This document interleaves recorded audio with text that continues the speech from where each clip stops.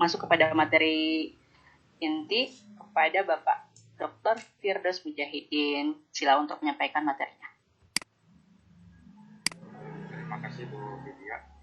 Cek sound, terbukti, kedengaran? Halo, Bu Vidya, kedengaran? Oke. Terima kasih Bu Vidya, Pak Firman. Bismillah, Assalamualaikum warahmatullahi wabarakatuh. Waalaikumsalam warahmatullahi wabarakatuh. Alhamdulillahirabbil alamin wa bihi nasta'in ala umuri dunya waddin wa ala alihi washabbihi ajma'in amma ba'd. Yang sama-sama kita hormati Koordinator Widya Iswara Berdika Kepan Bandung Bapak Dr. Firman Nugraha, yang sama-sama kita hormati host kali ini yaitu Ibu Widya Ayundari Lantari Magister Pendidikan. Yang saya hormati Bapak Ibu kalian dari Balai Diklat Keagamaan Bandung maupun dari peserta webinar pada kesempatan kali ini. Alhamdulillah semuanya sehat ya Ibu Bapak sekalian. Alhamdulillah. Bagaimana olahraganya tadi malam? Tadi pagi ya Pak Setianto ya. Oh, enggak. Baik, kemudian apa? Karena keterbatasan waktu, mohon izin saya akan share screen ya untuk apa yang akan kita diskusikan. Walaupun ini saya yakin Bapak sudah biasa, tapi mohon izin pada kesempatan ini saya ditugaskan oleh Pak Dr. Firman sebagai koordinator untuk menyampaikan materi menulis best practice ya, menulis best practice. Baik, udah kelihatan ya Ibu Bapak ya di layar ya? Ada penampakan? Udah ada penampakan Ibu dan Bapak sekalian? Sudah, Oke. Sudah ada Bapak. Baik, terima kasih ya. Ada waktu tadi Bu Vidya memberikan waktu 45 menit untuk menyajikan. Sekali lagi kita adalah orang dewasa. Orang dewasa itu prinsipnya kalau menurut Pak Mahsusi itu mantan Kapus Diklat, itu kita bukan belajar ya. Jadi hari ini webinar itu bukan belajar ya. Tetapi orang dewasa itu adalah belajar lagi. Jadi kita pada kesempatan ini bukan belajar ya, tetapi belajar lagi gitu kira-kira. Jadi mohon maaf, izin kepada Ibu dan Bapak yang lebih senior mungkin dari saya, lebih berpengalaman untuk menyampaikan materi ini. Sebetulnya di Balai Diklat itu sendiri, Ibu dan Bapak, banyak yang expert ya di bidang menulis best practice ya. Ada yang sering nulis itu Pak Yuda ya, Pak Yuda yang bulan kemarin ya menyampaikan materi webinar BDK juga. Ada yang produktif itu Pak Saiful Nurdin. Kemudian Ibu Pos juga ini, Ibu Vidya juga itu sangat produktif ya. Karya-karyanya bisa dilihat ya. Kemudian kalau dari Wali Pendidikan ya, dari keagamaan ada Pak Dr. Firman. Beliau juga sangat produktif ya dalam menulis. Bahkan ada yang sudah Scopus juga di PDK, ada Bu Dr. Hadirman, Bu Dr. Riz. Beliau juga sudah sangat expert. Sampai tulisannya sudah Scopus ya, sudah dimuat oleh jurnal internasional yang Scopus. Artinya sudah sangat luar biasa. Izin saya hanya share pengalaman aja ya tentang bagaimana menulis best practice khususnya adalah untuk guru. Pertama, bukan Bapak sekalian, kita mulai dari sebuah perenungan. Ini sudah biasa kita laksanakannya, Bu dan Bapak, bahwa dalam Quran surah Ar-Ra'd ayat 11 Allah berfirman yang artinya bahwa sesungguhnya Allah itu tidak akan merubah suatu nasib suatu kaum atau nikmat pada suatu kaum sehingga mereka merubah dengan diri mereka sendiri. Juga teringat bahwa ungkapan dari Elanor istrinya dari ini Franklin ya, siap Wan. Jadi katanya orang yang sempit pikiran itu selalu mendiskusikan orang, ngagosip. Kalau orang yang rata-rata punya pemikiran rata-rata itu adalah mendiskusikan kejadian. Bu Vidya, host bukan Bu Vidya, bisa di ya Buan. Mangga Buan, sudah bergabung Buan. Sudah Bapak. Buan. Oh iya, maaf Buan ya. Izin saya untuk melanjutkan dulu ya Buan. Oke, terima kasih Buan. Kemudian untuk orang yang punya pemikiran besar ada selalu mendiskusikan ide. jadi kita insya Allah kalau yang aktif di sini itu rata-rata adalah penulis. Kalau penulis itu ya orang besar ya, artinya mendiskusikan ide atau gagasan. Ya, jadi kalau yang mendiskusikan orang kita suka ngagosip itu orang yang punya pemikiran yang kecil gitu ya. Kalau mendiskusikan sebuah kejadian itu hanya orang yang punya pemikiran rata-rata. Tapi orang yang besar, pemikiran besar adalah selalu mendiskusikan ide. Baik, sebagai motivasi ada sebuah pantun ya. Ada sebuah pantun bisa dibaca sama-sama Ibu dan Bapak sekalian ya, di dalam hati. Katanya burung belibis terlihat indah hingga pindahan petai di Bekasi. Nah, kenapa saya pakai Bekasi? Karena banyak ini ya, dari Bekasi ini banyak, ada Bu Ambarwati, ada Bu Yuwan, Dr. Yuwan, ada Bu Ambarwati dan lain-lain, banyak dari Bekasi ya. Hingga pakai Bekasi. Burung belibis terlihat indah hingga pindahan petai di Bekasi. Mampu menulis itu sangatlah mudah, kumpulkan bahan harus sampai publikasi. Yang kedua, kalau ingin batik tulis yang khas, ke pengrajinlah biar banyak pilihan bagus. Kalau Anda tertarik nulis yang berkualitas, rajin-rajinlah biar banyak pujian terus. Nah, cie ya. Itu untuk memotivasi kita bersama ya, Bapak sekalian. Baik, Bapak sekalian, apa itu best practice? Intinya best practice itu adalah bagaimana kita pasti punya praktik terbaik ya, atau pengalaman terbaik dari tugas yang kita laksanakan atau dari sebuah kelompok orang yang melaksanakan tugas atau profesinya. Kebetulan di sini banyak ibu dan bapak yang bergabung itu dari pendidikan ya, baik sebagai kepala sekolah. Saya lihat ada Bu Yuwan, Bu Ambar itu sebagai pengawas dan sebagai guru ya. Jadi ada guru, ada pengawas, ada kepala yang gabung. Kalau tidak salah saya lihat ya. Pengawasnya alhamdulillah ada dari Kota Bekasi, kemudian dari Indramayu. Kemudian gurunya juga ini mayoritas ya, ada juga guru. Jadi best practice itu misalkan pengawas, Bu Yuwan atau Bu Ambar sebagai pengawas, pasti ketika melakukan tugas dan fungsinya sebagai pengawas, melakukan supervisi misalkan, apakah supervisi akademik atau supervisi manajerial ke madrasah, pasti ketika melakukan supervisi itu, kita akan nanti menemukan pengalaman terbaik memberikan supervisi, praktik terbaik dari kegiatan supervisi itu. Nah, seperti apa rangkaian supaya bisa menjadi praktik terbaik? Tidak mungkin kan sesuatu itu dipraktikkan terbaik jika tidak melalui proses terbaik juga. Misalkan proses itu yang salah satu harus diawali adalah perencanaan terhadap proses itu. Jadi tidak mungkin terjadi praktik terbaik tanpa ada perencanaan terbaik. Kira-kira seperti itu, dan seterusnya. Nanti kita akan lihat. Nah, secara umum pun best practice itu dari gambar ini, Bu dan Bapak sekalian, bisa dilihat bahwa best practice itu bisa diawali dengan mengenal tentang standar dalam tugas dan fungsi kita. Jadi kalau guru, tugas dan fungsi atau kompetensinya misalkan ada yang 4, kemudian dikenal standarisasinya, misalkan pedagogik ya, standarisasi pedagogik yang baik itu yang seperti apa. Ketika sudah dikenal, kemudian diimplementasikan dengan menjamin mutu yang baik, melahirkan berbagai solusi-solusi yang baik, akhirnya kan nanti kita akan sukses.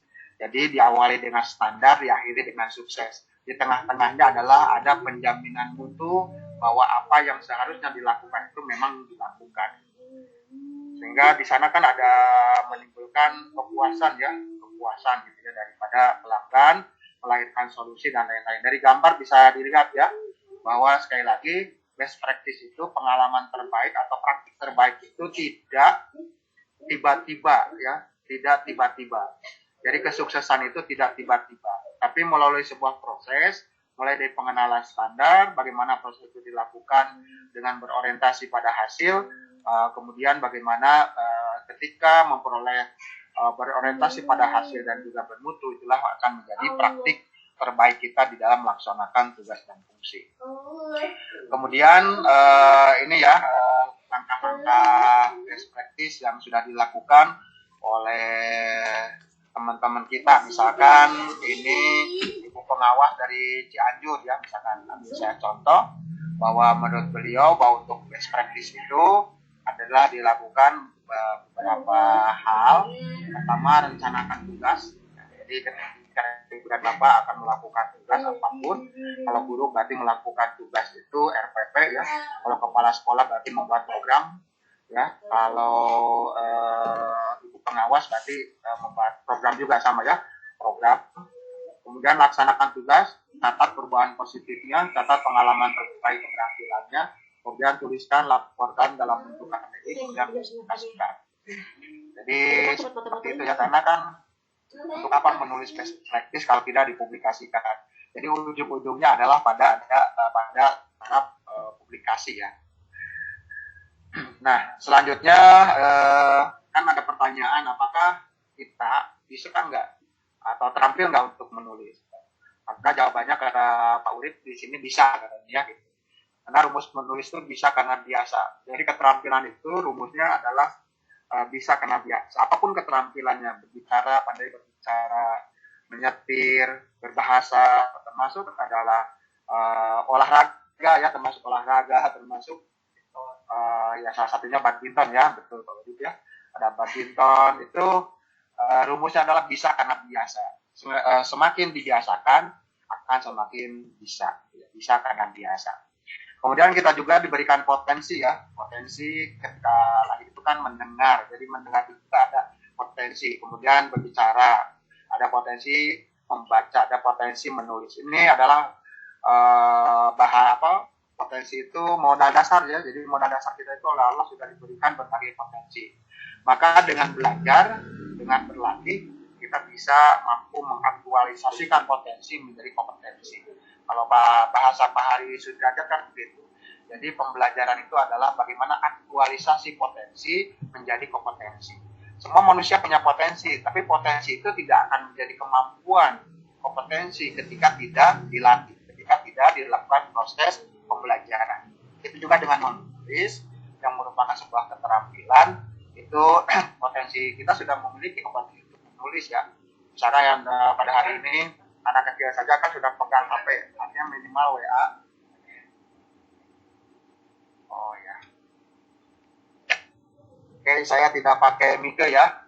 Halo, dan Bapak sekalian, dan ya karena mungkin mic-nya agak kurang bagus ya. Mohon maaf ini colokan ininya. Jelas ya Bu Pak ya? Sekali lagi Bu dan Bapak sekalian, mohon maaf kalau tadi paparan ya dari gambar tadi sudah jelas? Bu Vidya ada nggak? Ada. Mohon maaf ya. Tadi dari best practice sudah dijelaskan ya bagaimana sesuatu yang menghasilkan best practice itu adalah sesuatu yang diawali dengan mengenal standar, melakukan sebuah proses yang berorientasi pada hasil, dan hasilnya adalah yang bermutu ya. Akhirnya sukses, maka jadilah sebagai sebuah best practice. Cara menuliskan tadi pengalamannya mulai dari merencanakan tugas, jadi apapun juga mulai dari perencanaan sampai pada publikasi ya. Kemudian tadi juga diperjelas dengan bagaimana bahwa kita itu sudah bisa menulis ya, sudah Bapak sekalian, karena menulis itu adalah bagian potensi yang telah diberikan oleh Allah pada kita ya. Potensi itu tinggal dilatih saja sesuai dengan rumus tadi, bisa karena biasa ya. Sekali lagi dengan apa? Dengan belajar dan berlatih ya. Prof. Hari Sudrajat tadi yang disebut dengan belajar atau berlatih itu adalah aktualisasi potensi menjadi kompetensi.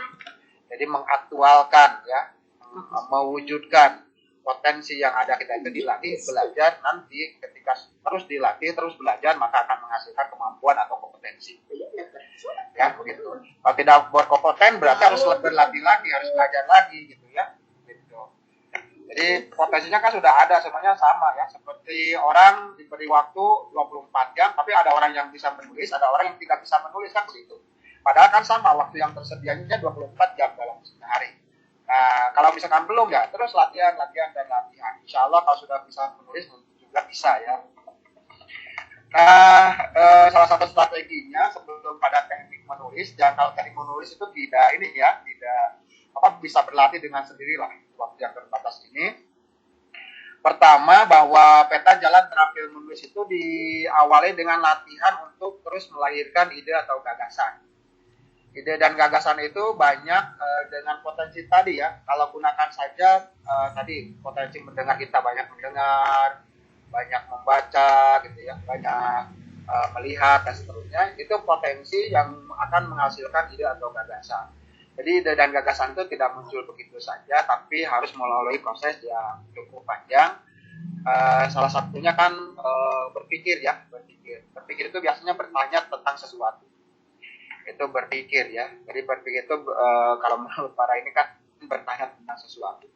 Jadi biasanya di ide gagasan itu kita melihat ada masalah. Masalah itu kan antara kesenjangan antara idealita dengan realita. Tidak mungkin kita tahu itu masalah kalau tidak tahu tentang apa itu idealnya dan bagaimana realitanya, kan seperti itu. Kemudian ada keinginan sesuatu itu lebih baik. Jadi ide gagasan itu seperti itu. Nanti kita akan contohkan ya. Bagaimana ide dan gagasan itu muncul dari banyak kita mendengar, membaca, sehingga punya referensi untuk melahirkan ide dan gagasan.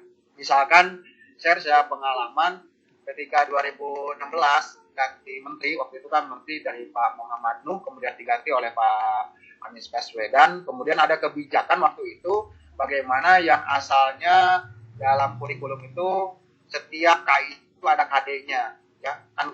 KD pada KI 1 sikap kan ada ya KD-nya, KI 2 sikap sosial, sikap sosial ya ada KD-nya. Kemudian tahun 2006 itu menjadi KD-nya itu di Hayden ya, di Hayden. Kemudian ada program PPK ya, penguatan pendidikan karakter, tapi terpisah dari mata pelajaran. Nah dari ide tersebut maka saya mengkritisi gitu ya, dari hasil pengalaman yang namanya sikap itu jangankan dipisahkan dari mata pelajaran. Ada dalam mata pelajaran pun belum tentu guru itu melaksanakan. Sehingga waktu itu saya menulis dalam media massa ya, dengan judul Revisi Kurikulum 2013 Pendidikan Karakter Setengah Hati gitu ya. Nah itu kan dari hasil, sebetulnya dari hasil kajian yang namanya pendidikan karakter itu dilaksanakan atau diimplementasikan oleh setiap sudut saja, setiap aspek saja belum tentu terwujud, apalagi ini hanya sebagai program yang tidak terkait dengan mata pelajaran secara langsung. Jadi seperti itu misalkan ide gagasannya nanti akan muncul ya menjadi best practice. Kemudian nanti setelah ide gagasan itu sebelum menjadi judul juga harus tergambar solusinya gitu. Harus tergambar solusinya. Solusi itu bisa membandingkan misalkan seperti tadi ya, yang mengkritisi tentang revisi kurikulum sebaiknya adalah yang lebih sempurna itu bukan mencabut dari mata pelajaran, tapi diperkuat dari mata pelajaran. Misalkan solusinya sudah begitu. Dan yang ketiga, ide gagasan itu akan menjadi tulisan ketika ibu dan bapak tertarik ingin menulis gitu ya, atau ingin berbagi gitu. Karena ketika tidak ingin menulis atau tidak ingin berbagi, maka tidak akan menjadi sebuah tulisan. Itu ya. Kemudian ibu dan bapak sekalian, best practice dalam kerangka publikasi ilmiah bagi guru ya, mohon maaf ini bagi guru, kepala sekolah dan juga pengawas. Itu kan kalau dilihat itu khusus untuk guru ya bisa dilihat menjadi dua format ya, menjadi dua.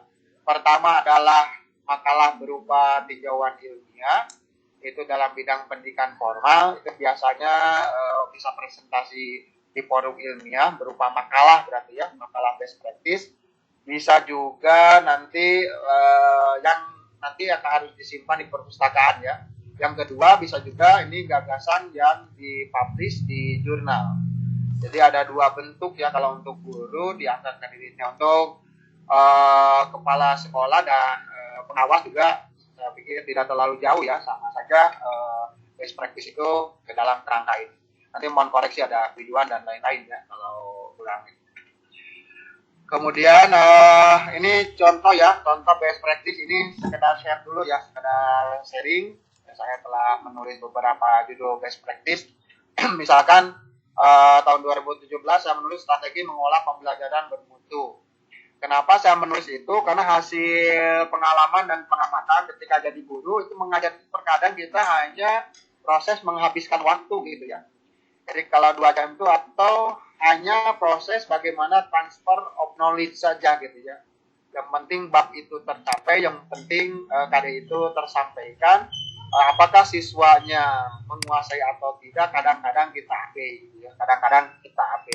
Makanya tahun 2017 dari inspirasi itu, ide gagasan tersebut, saya menjadikan best practice menjadi sebuah buku, jadi strategi mengelola pembelajaran bermutu. Yang kedua, misalkan saya melihat ketika jadi widyaswara, itu banyak ketika proses pembelajaran widyaswara itu terlalu fokus pada game ya, pada game-game gitu ya. Jadi istilah Sundanya mah, mohon maaf, Sunda nama cul dogrok tinggal eagle gitu ya. Jadi hal yang pokok dalam tujuan pembelajaran sering terlupakan atau terlewat atau juga dikalahkan oleh games. Jadi rame keneh game daripada pencapaian tujuan pembelajaran, karena ada yang begitu. Makanya dari sana saya menulis dan memperhatikan bagaimana best practice yang dialami ditulis dalam sebuah jurnal dengan nama model pembelajaran Teams Learning Tournament atau TLT.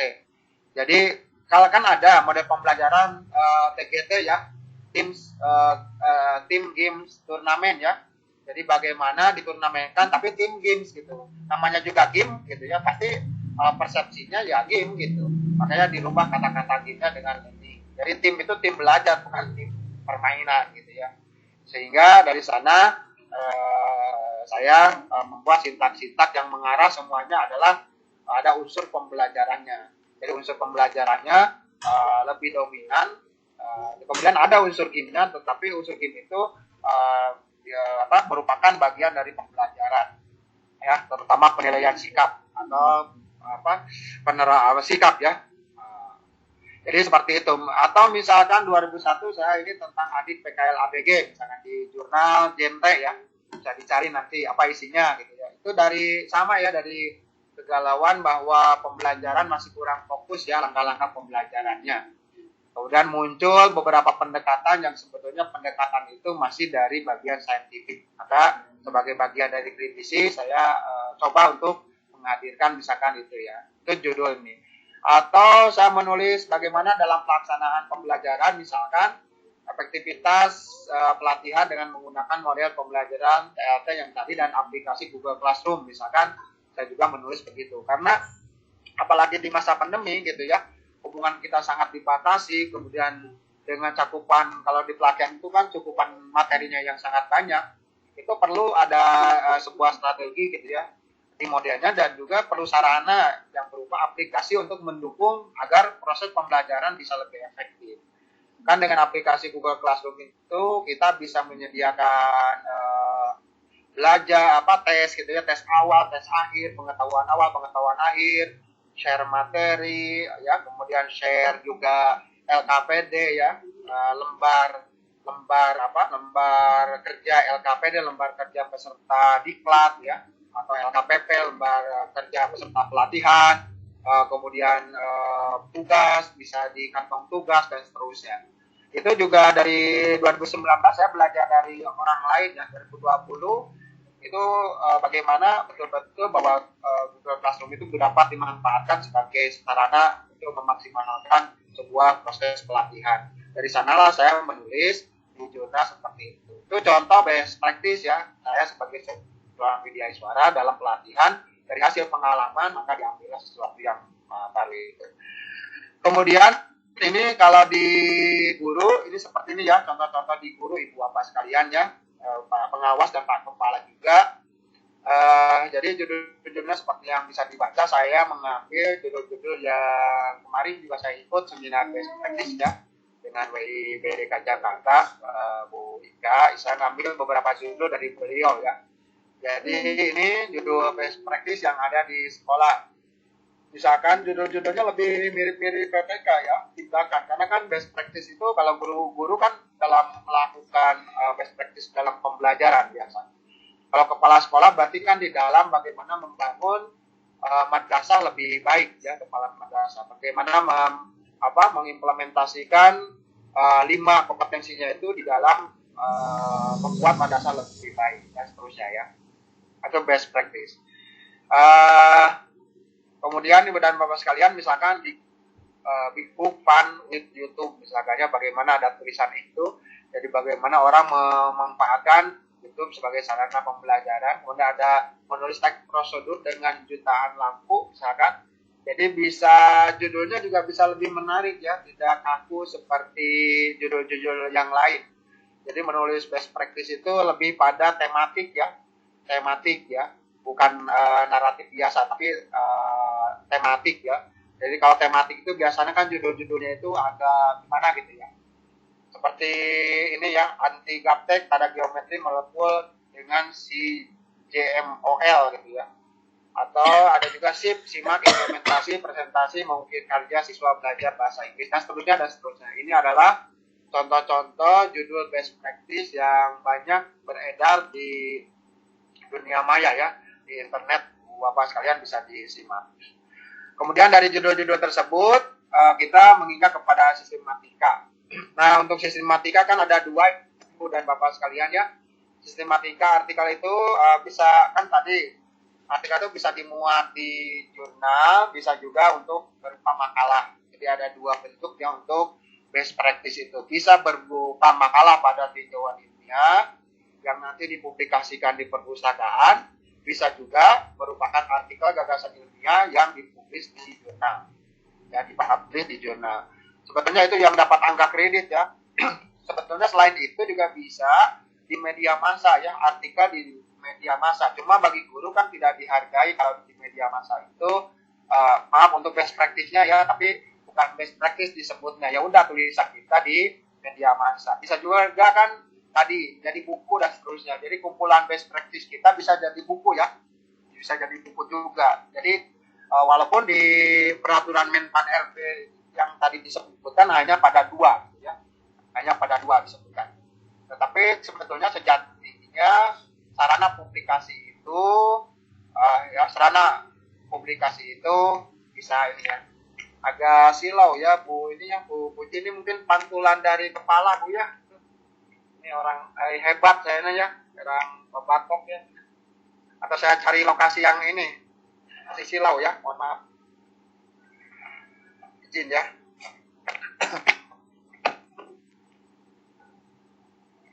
Ya, maaf ya. Oke, ya, mungkin agak lebih baik ya. Tidak terlalu silau ya pantulannya ya. Mohon maaf. Baik, terima kasih ya. Mohon maaf ya bacanya mungkin agak telat ya. Ya, oke, kita lanjutkan Ibu Bapak sekalian. Ini judul-judul ya. Secara lebih singkat aja lah Bu Pak ya. Bahwa dari judul tersebut kan harus diturunkan. Oh ya, tadi kan saya bilang ini ya, ide dan gagasan, tulis topik dan judul. Kemudian itu ide dan gagasan itu presentasinya 200% ya.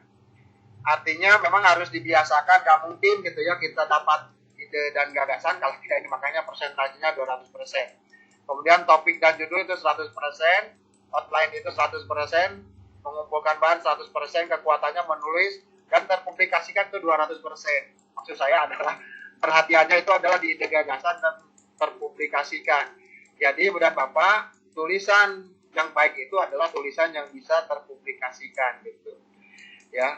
Walaupun ide gagasannya bagus gitu ya, judulnya bagus, outline-nya lengkap, bahannya lengkap, menulisnya terus, tapi kalau belum sampai dapat dipublikasikan itu belum bisa disebut dengan tulisan yang bagus gitu ya. Pokoknya kalau dalam bahasa lainnya tulisan yang bagus adalah tulisan yang selesai gitu ya. Jadi sehebat apapun idenya kalau tidak selesai ditulisnya melalui kerangka yang sudah ditentukan itu tetap bukan tulisan yang bagus ya. Walaupun bahannya lengkap ya, outline-nya lengkap, tapi kalau belum selesai tulisan tersebut masih belum bagus ya. Baik, kita bahas kerangka yang pertama dulu ya, ke jurnal dulu yang lebih sulit. Sebetulnya dari segi konten, dari segi isinya sama aja ya.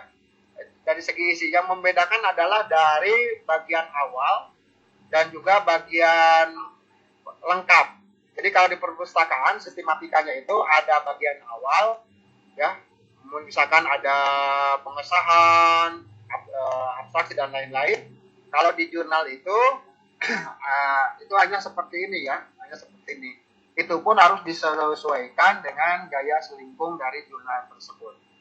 Untuk latar belakang kita tahu bahwa latar belakang itu adalah bagaimana kalau kita mau menulis latar belakang, bagaimana kita menulis di bagian awal itu ada pernyataan umum, ada kondisi ideal, kemudian kondisi nyatanya apa, kemudian nanti akan muncul sebuah masalah ya. Jadi bagaimana, makanya tadi ya, ide dan gagasan itu harus banyak gitu ya, harus banyak ini ya, harus lebih banyak kita baca dan seterusnya, karena memang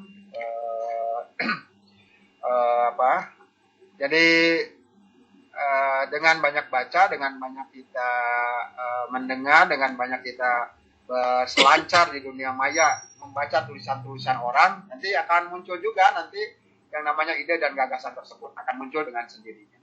Untuk itu, bagaimana bahwa masalah itu akan muncul ketika kita tahu kondisi idealnya dibandingkan dengan kondisi nyata. Jadi das sign dengan das solen ya, gitu istilahnya. Ideal dengan realita, idealita dengan realita. Maka akan muncul ketika ada diskrepansi, ada perbedaan, itu akan memunculkan sebagai suatu masalah. Jadi latar belakang itu bagaimana kita menjelaskan bahwa ada masalah yang ingin kita perbaiki dengan mengajukan sebuah kegiatan yang akan menghasilkan best practice ya. Ketika berhasil itu jadi best practice. Ya. Kemudian dan Bapak sekalian, itu ya latar belakang. Secara praktis, kalau untuk menyusun latar belakang, ini contoh menulis rumusan. Oh ya. Jadi rumusnya ini aja ya, rumusnya. Misalkan pernyataan umum. Misalkan kita judulnya mau apa misalkan ya.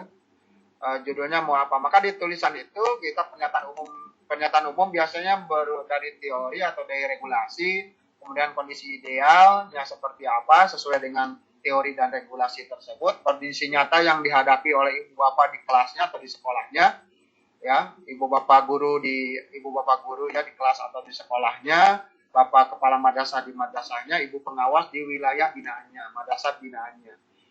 Idealnya seharusnya bagaimana? Tetapi kondisi realnya seperti apa? Misalkan kemarin kan ngobrol misalkan dengan Bu Yuan, ini banyak guru itu menggunakan infocus, menggunakan LCD, tetapi menggunakan LCD dan infocusnya itu ngajarnya tetap aja ceramah kan gitu. Ngajarnya tetap aja ceramah, padahal dengan adanya pendidikan dengan adanya pendekatan saintifik dihindarkan kita itu untuk tidak ceramah tapi banyak ngomong misalkan gitu. Nanti bisa diangkat itu sebagai kondisi nyata dibandingkan dengan kondisi ideal, seharusnya nanti akan memunculkan masalah. Jadi di latar belakang itu memperjelas kenapa kita mengambil fokus best practice itu seperti yang kita tulis gitu ya. Nanti di sana.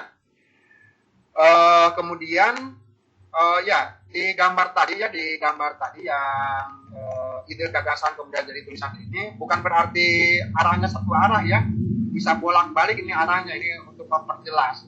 Jadi kalau sudah punya ide gagasan, kemudian ada kita sudah melahirkan topik, bisa jadi dari topik itu kembali lagi ke ide gagasan, kembali lagi jadi topiknya sudah tepat atau belum. Ketika sudah buat outline ya, outline daftar isi atau apa saja besaran yang harus kita tulis, bisa jadi kembali lagi pada judul, sudah cocok ini besaran yang kita tulis itu dengan judul.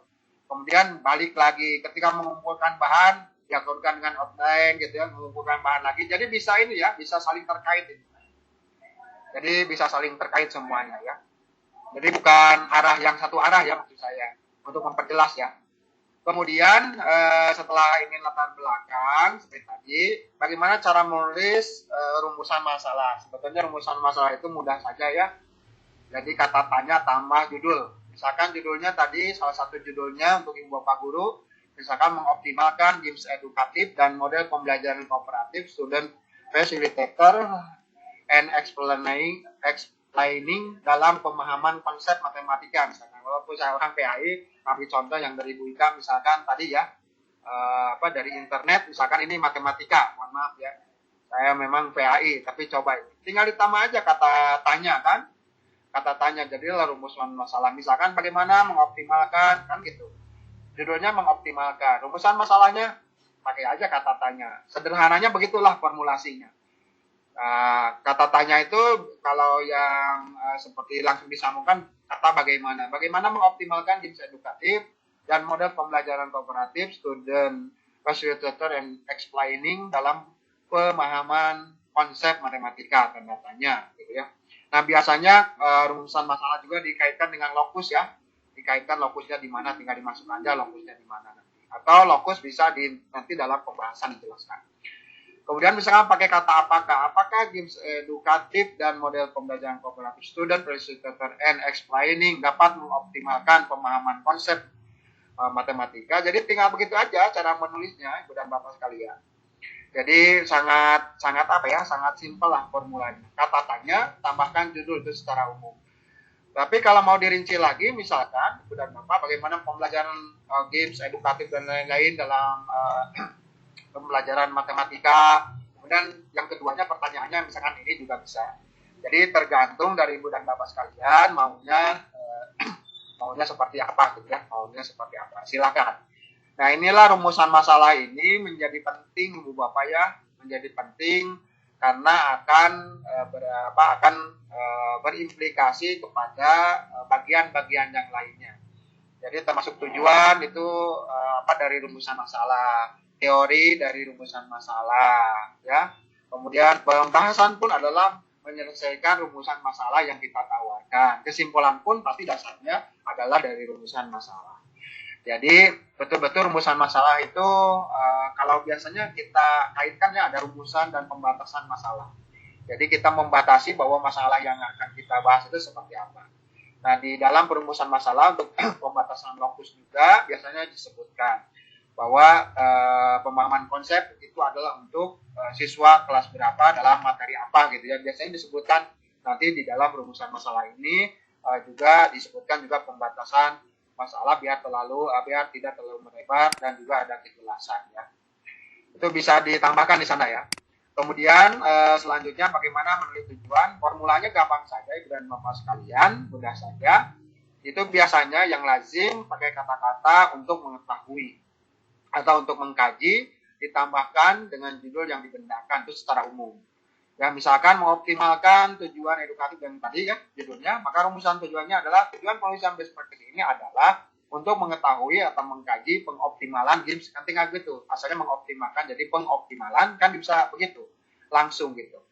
Atau untuk menginformasikan best practice dalam tambah judul. Misalkan tujuan penulisan best practice ini adalah untuk mengetahui dan seterusnya gitu ya, yang dapat mengoptimalkan pemahaman konsep matematika.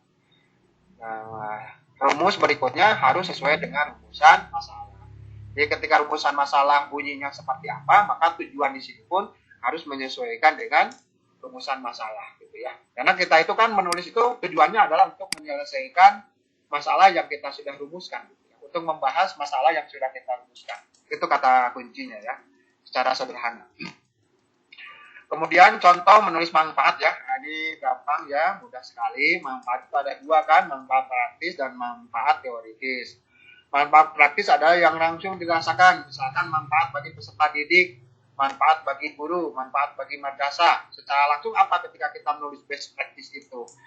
Ya fokus dengan tadi, kita mengambil itu masalah, ketika masalah itu diangkat, kita ingin menyelesaikan masalah tersebut. Berarti itu sebagai manfaat praktis. Misalkan, contoh dari judul tadi ya, misalkan manfaat dari perspektif ini bagi peserta didik dengan meningkatnya pemahaman konsep matematika mereka dalam dalam konsep apa yang akan kita fokuskan atau dalam semua konsep di kelas berapa. Nah itu contoh ya, contoh penulisan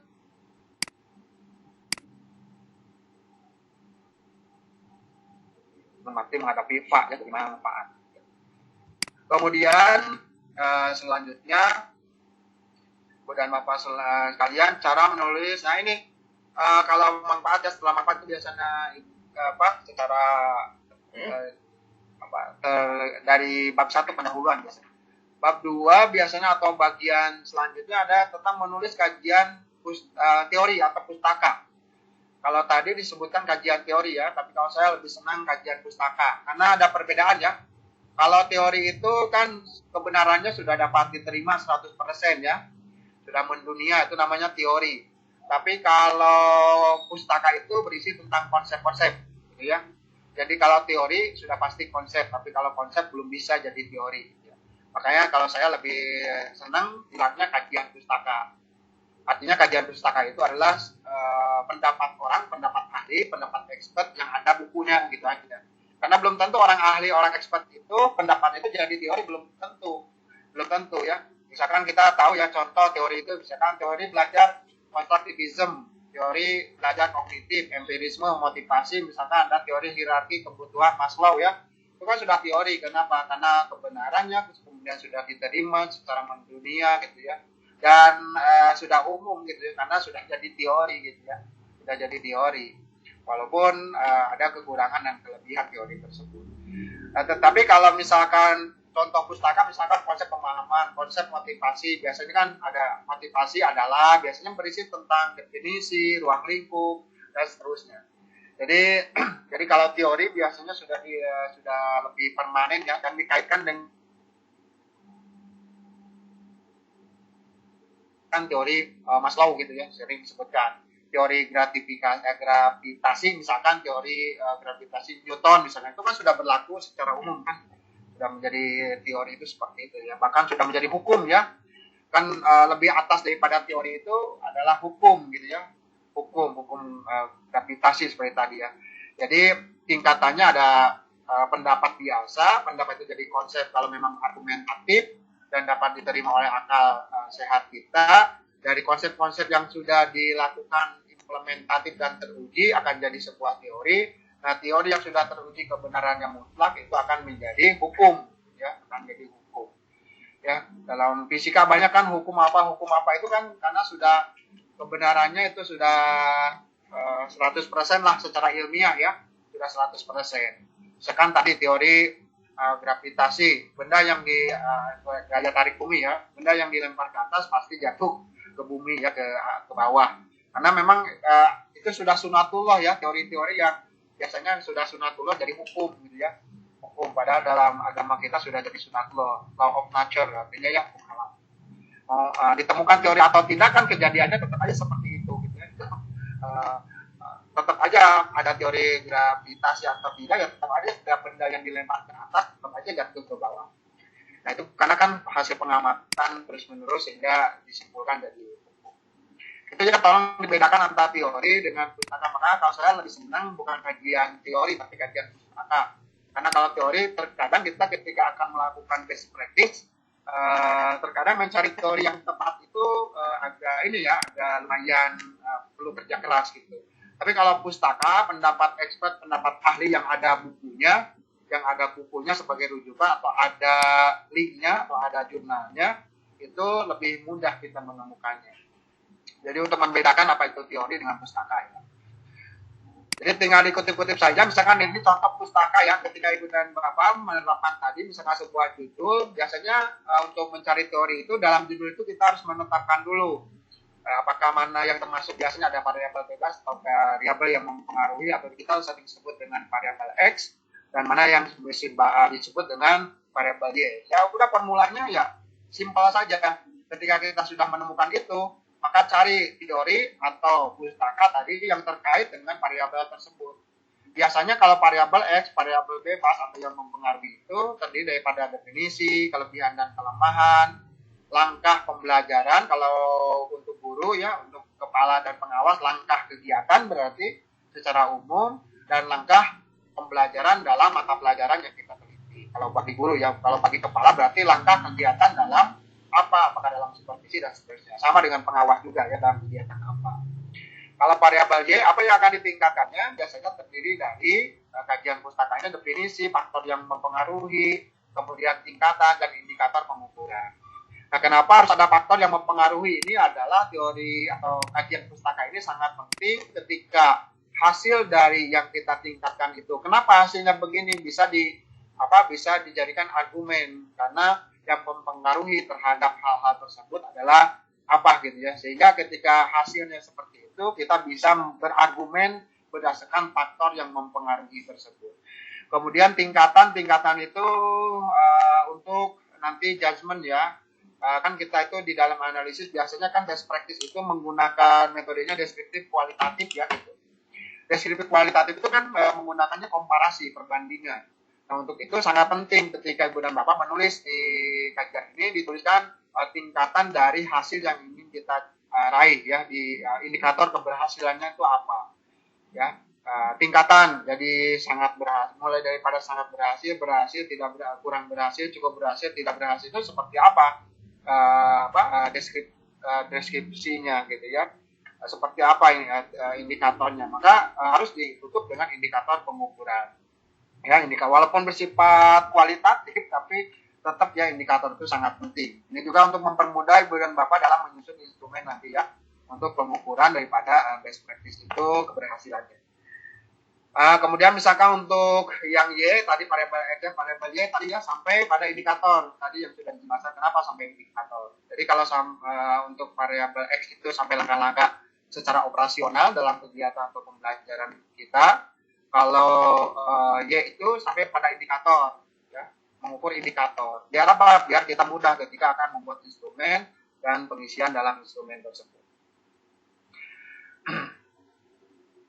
Oke. Ya, ini mohon maaf ya Bu, ini mungkin kecil suaranya, ini sinyalnya ya. Baik Ibu Bapak, setelah itu kan kesimpulan nanti ya. Kita akan menulis pembahasan. Nah, formulanya adalah pembahasan itu sebetulnya sederhana ya. Ketika menuliskan adalah paling penting adalah yang bagian kedua formulanya. Bagaimana Ibu dan Bapak menyajikan cara pemecahan masalah yang menguraikan langkah-langkah atau cara-cara dalam memecahkan masalah termasuk hambatan-hambatan yang harus diatasi yang dituangkan secara rinci. Jadi formulanya itu ya. Jadi ketika Ibu dan Bapak menuliskan dalam bagian pembahasan itu bisa merupakan gagasan tersebut, best practice tersebut gitu ya. Kita akan diidealkan. Dengan cara apa diidealkannya itu? Ya dengan cara yang kita pilih sebagai tindakan tadinya sebagai treatment dalam melakukan perbaikan terhadap kondisi yang ada. Sehingga yang asalnya realitanya seperti itu kita inginkan menjadi ideal. Jadi di proses pembahasan itu ya, deskripsikan keberhasilan dan atau perubahan positif atau kondisi ideal yang diperoleh oleh Bapak disebutkan atau kita menyebutnya kalau dalam penelitian adalah hasil penelitian. Kemudian hasil penelitian tersebut kuatkan dengan argumentasi dan kaitkan dengan teori yang telah dibahas dalam bagian sebelumnya. Misalkan tentang konsep pemahaman. Pemahaman itu kan memakai teorinya lebih pada cenderung teori belajar kognitif ya, karena pemahaman itu kan kognisi. Nah dari teori teori belajar kognisi itu kita tahu bahwa seseorang akan paham atau tidak itu seperti apa prosesnya. Faktor yang mempengaruhi terhadap pemahaman itu seperti apa. Ketika kita menghasilkan sebuah kondisi ideal, kenapa kondisi ideal itu terwujud? Nah, oleh kita dibahas, ya diberikan argumentasi. Kalau misalkan masih kurang berhasil atau tingkat idealnya itu berapa tingkat idealitas yang kita perolehnya, kita berikan argumentasi. Nah, argumentasi itu dikaitkan dengan teori yang sudah kita bahas dalam bagian sebelumnya, yaitu di bagian sebelum pembahasan. Kemudian di yang terakhir, Ibu dan Bapak sekalian, di yang terakhir kita menulis kesimpulan. Formulanya gampang ya, kemukakan keberhasilan dalam pelaksanaan tugas. Ya, rumuskan kesimpulan disesuaikan dengan judul. Tambahkan bagian lainnya yang terpenting. Misalkan contoh kesimpulan. Games edukatif dan model pembelajaran kooperatif student participating and explaining telah signifikan ya meningkatkan pemahaman konsep matematika. Hal ini dibuktikan dengan misalkan begitu. Jadi tinggal seperti itu aja upaya untuk menulis sebuah kesimpulan. Itu gampang-gampang saja ya. Tapi jangan sampai kesimpulan ini dengan tadi pembahasan ya, tumpang tindih dengan pembahasan. Cukup ininya ya garis besar. Kalau dalam pembahasan kan, kalau dalam membuat kue itu, misalkan kita berproses membuat kue itu kan dibahas. Tapi kan ketika sudah kesimpulan, sudah jadi kue langsung aja kue adalah kan seperti itu ya, itu sudah kesimpulan ya, jadi sudah hasilnya gitu ya, sudah hasilnya. Oke ya Ibu Bapak ya, nanti akan di-share ya slide-nya, insya Allah Bu Ilja ya akan di-share. Kemudian itu yang di ini ya, yang di mana tadi? Yang di jurnal ya. Kalau di perpustakaan di bagian isinya tidak ada perbedaan seperti ini, Bapak, tidak ada perbedaan. Cuma yang membedakan kalau di perpustakaan itu selain abstrak sama juga sih dengan di jurnal kan harus ada abstrak juga ya. Misalkan contoh abstrak seperti ini ya. Salah satu contoh abstrak yang ada di ini ya, Penulisan best practice ini bertujuan untuk menunjukkan keberhasilan. Nah, jadi lebih pada tujuan itu menunjukkan keberhasilan, gitu ya. Karena best practice, sekali lagi, kata kuncinya adalah menunjukkan keberhasilan. Itu kata kunci ya daripada best practice itu ya. Jadi rumusan masalahnya juga atau tujuan tadi di penulisan itu ingin menunjukkan keberhasilan penerapan model apa dan seterusnya. Kalau guru ya, kalau kepala sekolah dari program apa? Program supervisi atau apa sama dengan pengawas. Nah, kalau di perpustakaan yang bersifat tadi makalah ya dalam forum forum ilmiah yang dilaksanakan di madrasah itu sistematikanya ada bagian awal terdiri daripada halaman judul, abstrak, tujuan, kata pengantar, daftar isi, daftar tabel, daftar gambar, daftar lampiran gitu ya dan seterusnya. Tadi ada contoh-contoh yang dari Wika saya nanti share itu. Kemudian itu sama ya. Kemudian di bagian bagian awal, di bagian isi persis seperti yang dari bagian tadi. Ya. Bagian isi itu persis seperti yang kita sudah jelaskan. Tidak ada bedanya mulai daripada pendahuluan, kajian atau tinjauan pustaka gitu ya, pembahasan masalah, kesimpulan, kemudian ada bagian penunjang. Ya, bagian penunjang atau penutup yaitu hal-hal yang untuk memperkuat daripada tulisan kita. Ya, tulisan kita biasanya adalah ada foto-foto, ada yang lainnya ya, itu yang harus dilengkapi. Ini bagian daripada ini ya. Terakhir di bagian penunjang ya atau bagian pelengkap ya. Bagian pelengkap biasanya atau lampiran. Jadi ada bagian lampiran. Ada bagian yang memuat daftar pustaka, lampiran, data yang digunakan dalam melakukan tinjauan atau gagasan ilmiah. Biasanya kalau bagian akhir itu atau pelengkap itu ada daftar hadir, ada foto-foto seminar dan lain-lain. Itu yang sistematika untuk best practice yang bagian daripada perpustakaan. Ya, perpustakaan. Jadi substantifnya tidak beda ya. Yang membedakan adalah mungkin sedikit sistematikanya dan juga angka kreditnya ya. Angka kreditnya kalau di jurnal bisa maksimal 2 gitu ya. Maksimal 2. Kemudian minimalnya 1 itu kalau di jurnal. Kalau di perpustakaan nilainya adalah 2 juga ya. Jadi ini ada lebih enak ya. Enak ini ya, banyak alternatif, nilainya sama-sama 2. Kalau jadi buku kan nilainya 6 ya. Kalau jadi buku kumpulan best practice nilainya 6. Jadi Ibu Bapak mau yang dari mana ya? Silakan saja tinggal di Ibu Bapak untuk sementahun yang saya sampaikan sebagai sebagai pemantik saja untuk diskusi pagi hari ini. Mohon maaf lebih daripada 45 menit ya Bu ini karena tanggung ya, mohon dimaafkan. Mudah-mudahan ada masukan kita share saja ya dari pengalaman Ibu dan Bapak sekalian. Itu saja yang bisa disampaikan untuk sementahun ya. Assalamualaikum warahmatullahi wabarakatuh. Waalaikumsalam warahmatullahi wabarakatuh. Terima kasih Pak Firdaus. Paparannya begitu menarik. Tadi juga ada yang sempat masuk ke WA saya katanya lucu. Pak Firdaus itu kalau memberikan materi itu selalu lucu. Jadi bagi siapapun yang merasa paparan ini begitu menarik, kemudian memberikan insight juga, kita berikan penghargaan kepada beliau dengan menekan tombol jempol ataupun applause ya. Oke, saya pun memberikan applause nih buat Pak Firdaus. Oke, sudah cukup untuk materinya, kita langsung masuk ke sesi tanya jawab ya Bapak Ibu ya. Bapak Ibu dapat menekan fitur tombol raise hand, kemudian menyebut namanya, silakan menyebutkan identitasnya ya. Mungkin kita tasi dulu pertanyaannya untuk 3 ya, atau mungkin diskusi dan sharing juga, silakan dengan singkat, padat dan jelas. Kemudian juga apabila ada pertanyaan-pertanyaan lainnya yang tidak sempat diberikan di sini ya, bisa Bapak Ibu memberikannya di dalam kolom chat. Baik, sudah ada 2 penanya di sini. ada Bu Sri Ambarwati dan Pak Sugiarto.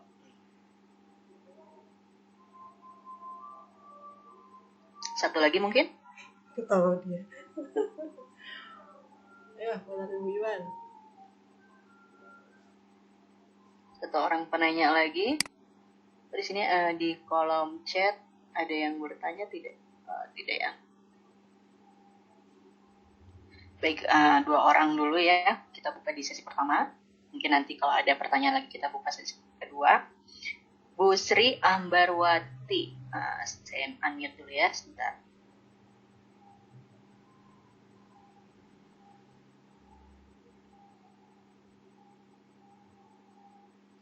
Baik, Ibu Sri, silakan di-unmute mikrofonnya. Mangga, silakan untuk memberikan pertanyaan. Terima kasih. Assalamualaikum warahmatullahi wabarakatuh. Waalaikumsalam warahmatullahi wabarakatuh.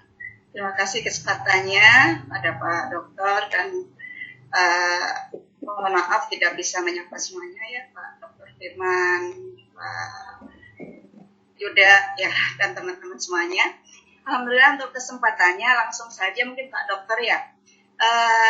Ya, saya ada beberapa makalah, ada yang alhamdulillah sudah dipublikasikan lewat forum, alhamdulillah di forum ilmiah. Mendengar informasi untuk menuju best practice itu bisa dari makalah ya. Yang mana makalah saya itu ada yang masih berupa gagasan dan ada yang sudah saya laksanakan. Mungkin untuk pertanyaan saya, langkah-langkah praktisnya dan untuk menuju kemudahan supaya bisa mewujudkan dan menyusun best practice ya terkait dengan makalah yang saya buat. Nanti ada kaitannya. Nah, ini untuk yang sudah memang terkait dengan kurikulum ya KTSP. Nah, untuk yang menuju ke depan ini ide gagasan juga ya terkait dengan kurikulum prototipe. Nah, untuk di Kementerian Agama sendiri kan kayak di Kementerian Kebudayaan untuk sekolah penggerak itu kan sudah ada. Sementara di Kementerian Agama kan belum publishnya masih kurang dan saya sendiri berusaha bergabung untuk ke penggerak itu masih kemarin belum berhasil. Nah, itu pokoknya keinginan nanti untuk bisa menuju ke sana mungkin kaitannya dengan tema Hari Amal Bakti 76 kan transformasi lah nanti dari kurikulum yang 13 ke prototipe gitu. Nah, nanti untuk yang intinya pertanyaannya ya menuju penyusunan untuk best practice dari makalah yang telah saya buat. Terima kasih kesempatannya. Mohon penjelasannya Pak Dokter. Terima kasih. Terima kasih Bu Sri Ambarwati atas pertanyaannya. Kemudian yang kedua Pak Sugiarto ya. Pak Sugiarto dari Indramayu. Bentar saya unmute dulu.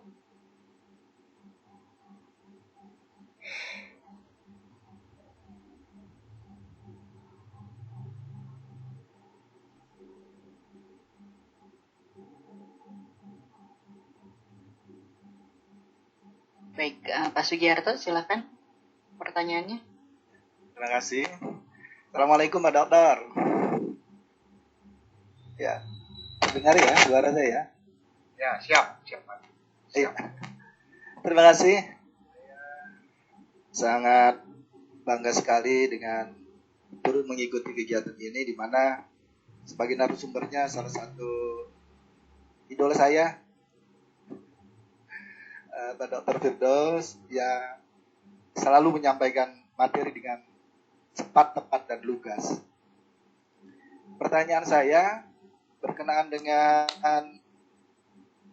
inti atau kata kunci dari best practice adalah menunjukkan keberhasilan.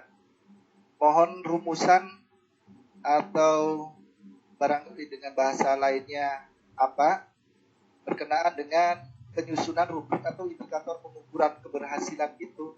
Apakah ada teori-teori tertentu atau bagaimana? Terima kasih, begitu saja.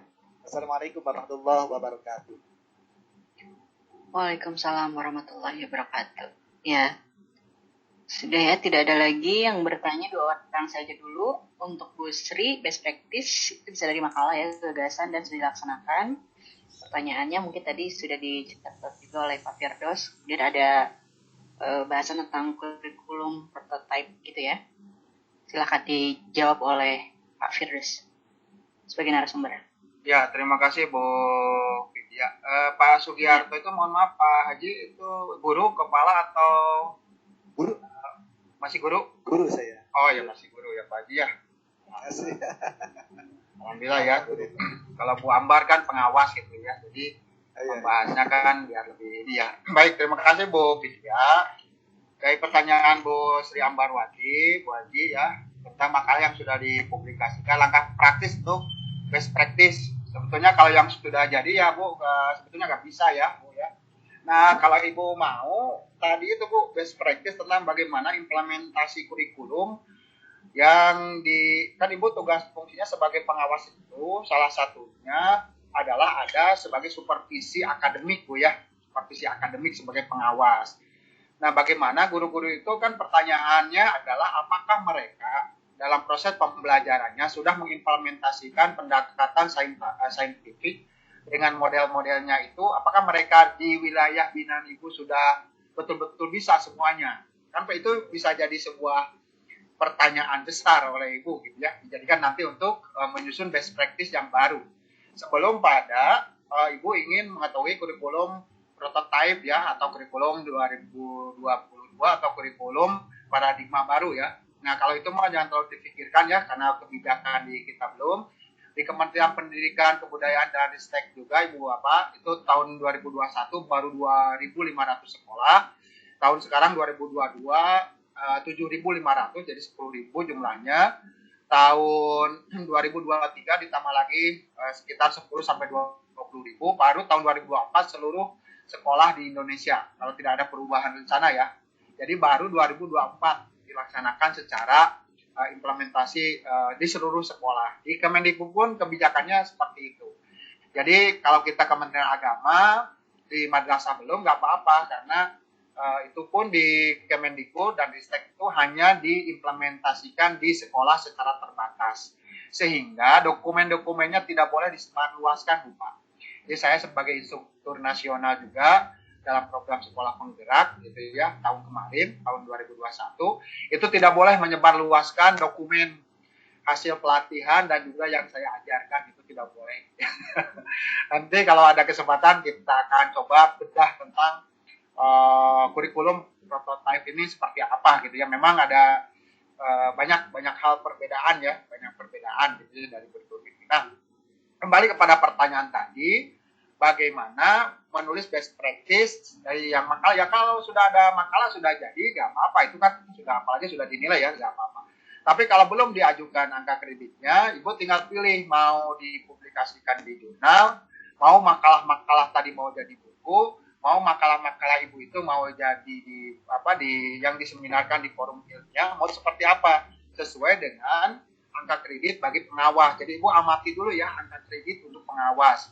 Kemudian tentukan pilihan oleh Ibu mau bentuk yang mana, mau bentuk publikasi yang mana. Sesudah menentukan bentuk publikasi yang mana, baru Ibu menyusun outline dan lain-lain seperti tadi yang saya jelaskan. Nah, tapi yang menjadi catatan penting adalah best practice ini sekali lagi berkaitan dengan keberhasilan kita dalam melaksanakan tugas dan fungsi. Bu Hajah Ambar sebagai pengawas berarti bisa mencantumkan salah satu tupoksi Ibu, tugas dan fungsi Ibu sebagai pengawas, apa sih yang dianggap berhasil gitu kan. Pasti itu banyak Bu, misalkan tadi ya ada kompetensi Ibu misalkan di pengembangan dan penelitian, apakah kompetensi yang berkaitan dengan supervisi manajerial kepada kepala sekolahnya memanage madrasah di wilayah binaan Ibu, atau tadi kepada yang guru ya, guru. Kalau saya perhatikan guru itu kan belum sepenuhnya memahami K13 yang revisi itu, bagaimana pembelajaran itu harus banyak harus banyak apa, harus banyak hal ya, harus banyak hal yang diinikan oleh kita semuanya. Jadi sebetulnya Ibu dan Bapak bisa fokus saja kepada tugas kita semuanya, sehingga kita semua bisa lebih bisa lebih sesuai dengan tugas. Jadi masih banyak Bu best practice itu. Ibu tinggal didata aja yang berkaitan dengan supervisi manajerial, apa makalah yang sudah dihasilkan, apa keberhasilan dari Ibu membina satu sekolah, boleh satu sekolah fokus, satu madrasah fokus, atau beberapa madrasah. Yang jelas basisnya adalah program Ibu sebagai pengawas gitu ya. Jadi ke sana ya. Jadi implementasi tentang di pembelajaran juga menurut saya masih belum sepenuhnya lah sesuai dengan kurikulum 2013 ya, dalam proses pembelajaran standarisasinya masih belum. Misalkan dalam pelaksanaan 5M saja masih banyak guru-guru kita itu yang masih menggunakan ceramah gitu, masih banyak yang seperti itu. Kan itu bisa Ibu adakan kegiatan manajemen supervisi akademik. Kemudian di proses supervisi akademik itu nanti perubahannya nanti ada kaitannya dengan Pak Haji Sugiarto menunjukkan keberhasilan itu seperti apa ya, sesuai dengan idealnya ya gitu Pak Sugiarto, sesuai dengan idealnya. Kalau Bu Ambar, idealnya adalah bagaimana sebuah supervisi akademik itu menghasilkan proses pembelajaran yang berkualitas yang dilaksanakan oleh guru, atau pembelajaran yang menjadi bermutu yang dilakukan oleh guru, kan seperti itu. Nanti disebut berhasil itu kalau semua guru di wilayah binanya berapa persen targetnya. Sudah ini ya, kalau teori belajar tuntas berarti minimal 75% guru kalau belajar tuntas.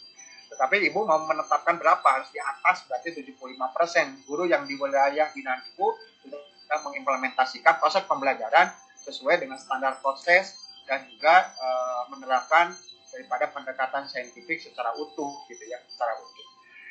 Yang nanti hasil belajar ke siswanya harus berimbas pada hasil belajar siswanya gitu. Nah, jadi itu ya Bu Ambar ya, tentang itu ya. Bu Vidya satu-satu, Bu Vidya atau langsung? Iya, untuk pertanyaan kedua ya, sudah atau sudah dijawab tadi? Rumusan penyusun rubrik indikator keberhasilan. Belum. Ya, dari Pak Sugiarto ya. Oh iya, dari Pak Haji Sugiarto tadi ya, kan best practice itu adalah menunjukkan keberhasilan. Bapak bertanya indikator rubrik keberhasilan itu apa? Ya sesuai dengan idealnya tadi Pak. Idealnya itu seperti apa? Kalau belajar tuntas idealnya semua siswa di atas KKM, kan gitu Pak. Semua siswa misalkan di atas KKM. Bapak mohon maaf, mengajar mata pelajaran apa Pak? Pak Haji? PAI-nya mata pelajaran apa? PAI sekolah atau di PAI madrasah? PAI sekolah umum. Oh, Bapak dari PAI sekolah. Ya Pak, jadi kan Bapak ngajar PAI itu, kan di dalam kurikulum itu Pak, untuk PAI disebut bermutu pelajarannya atau berhasil belajarnya jika SKP, sikap, pengetahuan dan keterampilannya itu adalah sesuai dengan yang sudah ditetapkan. Kan kalau dalam K13 masih memegang KKM ya. Nanti kalau di 2022 kurikulum paradigma baru atau prototype itu tidak dikenal lagi istilah KKM ya, tapi istilahnya yang lain. Nah, Bapak disebut menyusun rubriknya itu aja. Bapak ingin best practice-nya kan nanti di rumusan masalah dan pembatasan dibatasi dalam materi apa gitu kan. Dalam materi apa.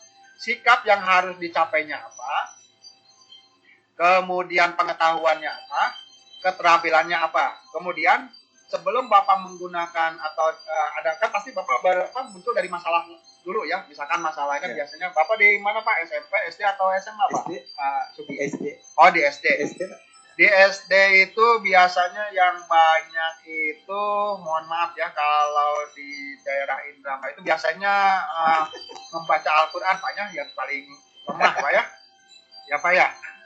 Boleh. Kalau hasil dan saya itu apalagi yang tidak mengaji ke surau atau ke masjid ya atau ke MDT ya DTA itu biasanya yang lemah itu adalah dalam pembacaan Al-Quran.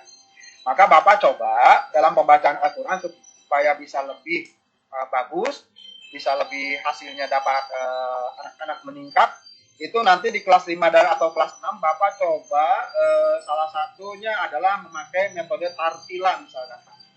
atau gabungan dari berbagai metode, ada tartila, ada apa ya, atau metode tahsin misalkan. Di dalamnya ada tartila, ada apa. Misalkan Bapak kan biasanya anak itu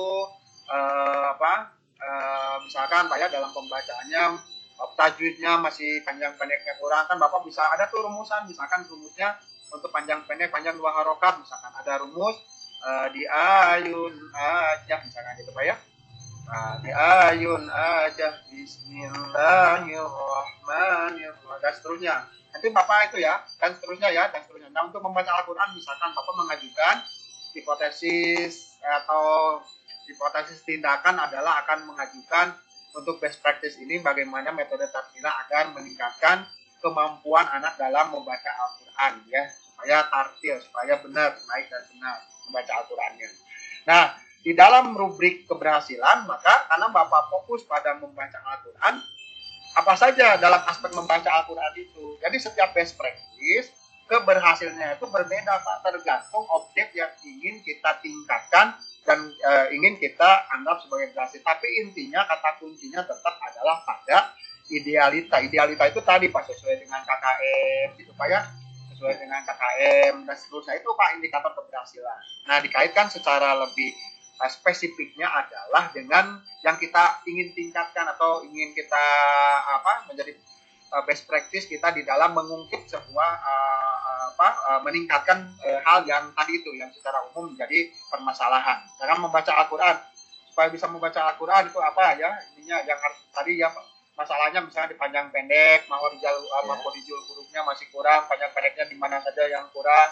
Nah, Bapak nanti bikin indikator-indikatornya. Tajwid itu misalkan panjang pendek ada berapa, yang berhubungan dengan tajwid itu misalkan hukum membaca itu ada hukum membaca nun mati atau tanwin, membaca hukum mim mati, membaca ro, membaca lafaz jalalah misalnya Allah tafim tarkik dan seterusnya. Nah gitu Pak, jadi indikatornya berkaitan dengan itu Pak. Jadi kalau membaca Al-Quran berkaitan dengan kriteria membaca Al-Quran yang baik itu apa, nanti diturunkan gitu Pak, diturunkan. Jadi kalau sudah memenuhi sesuai dengan yang kita tetapkan atau minimal KKM sudah ideal, berarti itulah yang disebut dengan berhasil gitu Pak. Tapi sekali lagi berawal dari kegalauan Bapak terhadap masalah yang ada gitu Pak.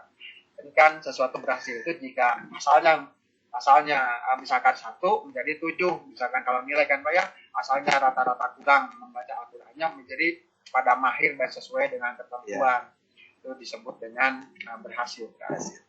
Begitu Bu Ambar dengan Pak Sugi untuk teman tahun. Terima kasih. Ya, Baik, sami-sami. Cukup jelas ya, dan lugas juga jawaban dari narasumber kami untuk Bu Sri dan Pak Sugiarto. Kita buka sesi kedua mungkin yang terakhir ya, karena masih ada waktu sebentar lagi, kurang lebih 15 menit atau 20 menit. Kita buka sesi 2. Dari pertanyaannya tadi ada nambah lagi nih 2 orang ya, Bu Erna Sundari dan Bu Yuan Martina. Mungkin nanti kalau misalnya masih ada waktu juga, saya akan bacakan pertanyaan yang ada di kolom chat. Bu Erna Sundari, silakan Bu Erna, pertanyaannya. Saya mute dulu ya. Bu Erna, oke. Bu Erna Sundari dari Sunda ya. Pasti dari Sunda ya, karena Sundari. Kalau dari Jawa, Jawari ya. Kalau dari Sumatera, Sumatari ya. Dari Tasik kalau tidak salah ya Bu Erna ya, huruf PKN ya. Bu Erna dari Tasik, silakan Bu Erna. Atau dari Cianjur. Suara saya ada Bu? Ya ada. Alhamdulillah. Sudah beberapa kali bertemu dengan Bapak secara langsung ketika di Balai Diklat, dan memang pemaparan Bapak itu luar biasa, mantap, langsung tepat sasaran. Ya, terima kasih Bapak. Assalamualaikum warahmatullahi wabarakatuh. Nama saya Erna Sundari dari MTS Negeri 11 Tasikmalaya, guru bahasa Indonesia. Ada pertanyaan yang sebenarnya ini merupakan kegalauan memahami gitu sebagai guru, karena guru itu, karena saya itu memiliki keinginan besar untuk menulis, namun selalu memiliki hambatan-hambatan. Salah satunya adalah tidak percaya diri gitu Bapak, tidak percaya diri. Kan menulis itu berawal dari permasalahan yang kita temui di sekitar kita gitu ya. Nah, kalau misalnya kita tidak berniat untuk menulis, permasalahan itu banyak sekali gitu. Tetapi ketika kita mau menulis gitu, tetapi permasalahan itu ujuk-ujuk menghilang gitu.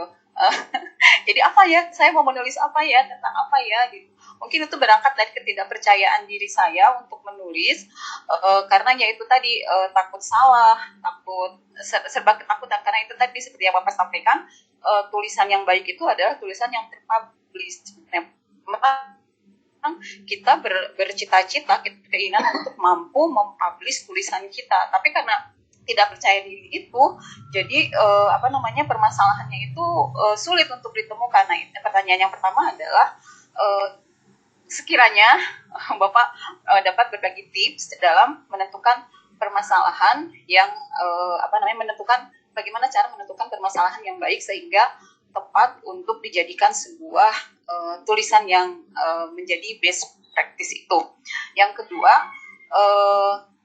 saya terkadang bingung apakah harus menentukan permasalahan dahulu atau menentukan judul terlebih dahulu gitu. Apakah kita menulis saja dulu baru nanti menentukan judul, ataukah judul dulu baru kita menulis. Itu saja Bapak pertanyaan saya, mudah-mudahan kita semua lancar menulisnya. Itu saja Bapak, terima kasih. Amin. Baik, terima kasih pertanyaannya Bu Erna. Yang kedua Bu Yuan Martina. Silakan Bu Yuan. Saya unmute dulu ya.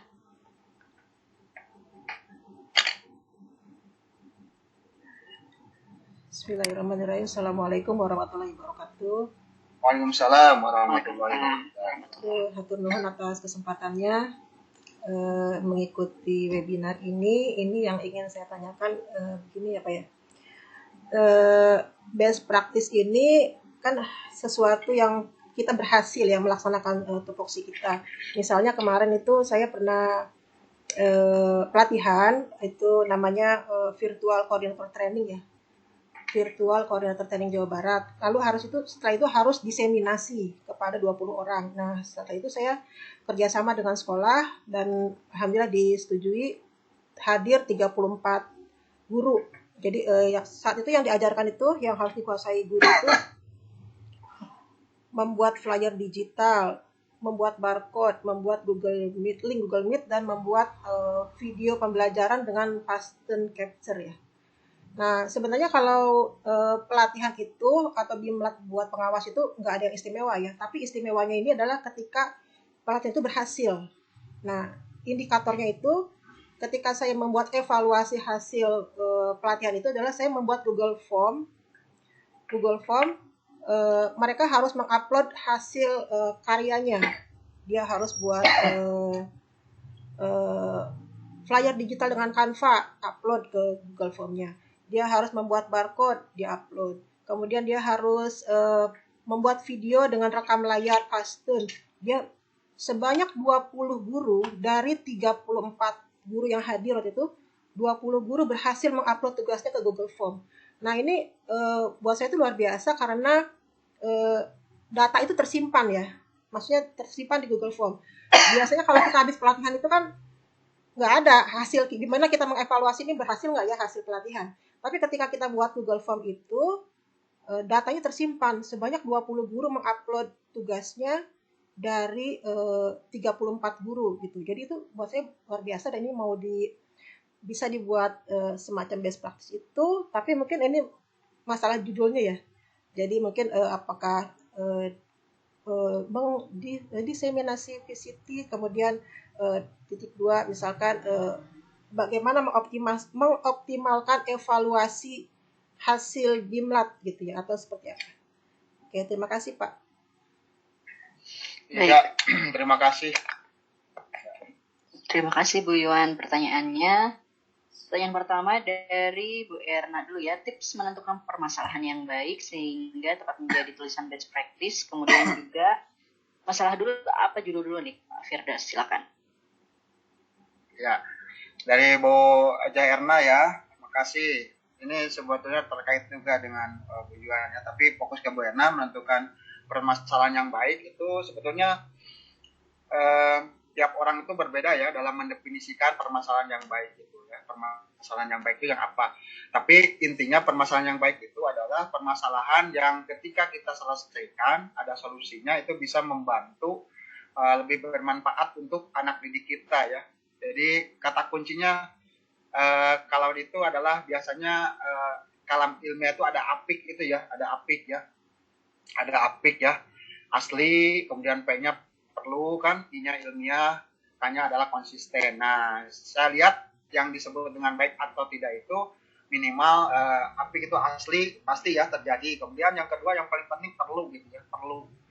Nah, sebuah perlu atau tidak itu adalah ketika dalam pembelajaran itu mana yang lebih banyak memerlukan treatment, memerlukan solusi oleh kita. Itu berarti semakin tinggi yang memerlukan kita memberikan solusi, berarti semakin perlu masalah tersebut untuk diberikan tindakan untuk best practice kita. Jadi ke Bu Jairna, di data aja dari tiap kelas itu, misalkan Ibu dalam kelemahannya apakah dalam menyusun kalimat naratif, deskriptif atau apalah gitu yang menjadi kelemahan daripada siswa misalkan apa gitu ya. Kemudian dibandingkan tiap siswa itu mana secara mayoritas. Maka Ibu kalau mau memilih permasalahan itu adalah pilihlah permasalahan yang dianggap perlu ya segera untuk ditangani, urgen ya. Itu yang permasalahan baik, bukan permasalahan baik itu yang keren-kerenan, bukan sebetulnya ya. Jadi best practice itu adalah yang permasalahan yang memang dianggap sangat penting, sangat perlu untuk segera diselesaikan sehingga problem atau masalah yang ada di siswa itu cepat terselesaikan dan butuh pembelajaran, butuh pendidikannya di madrasah itu menjadi lebih baik. Itu kata kuncinya ya sebetulnya ya. Jadi bukan keren-kerenan ya gitu ya Bu Erna, tetapi itulah yang paling diperlukan segera untuk diselesaikan. Sebetulnya itu permasalahan yang paling baik dalam best practice itu. Sehingga ketika kita menjalaninya itu adalah dengan sepenuh hati nanti Bu ya, dengan sepenuh hati. Beda dengan permasalahan yang menurut baiknya menurut kita atau baiknya itu adalah hanya perkiraan kita. Jadi bikinlah secara kuantitatif, secara persentase mana kira-kira permasalahan yang paling banyak dialami oleh siswa kita, kemudian itu dijadikan permasalahan ya dalam best practice. Itu yang paling enak sebetulnya ya gitu ya. Yang kedua, Ibu tadi ya tentang bagaimana permasalahan dulu, judul dulu dan terus itu bisa ini Bu. Tadi saya katakan bukan berarti ide, tapi yang terpentingnya kalau ada ide dicatat gitu Bu ya. Ide dicatat karena kan kita tuh pelupa gitu ya. Manusia itu mahalul insan al-insanu mahalul nisyan foto ya, foto wanisyan ya. Kita itu sering lupa gitu ya dan dekat pada kesalahan.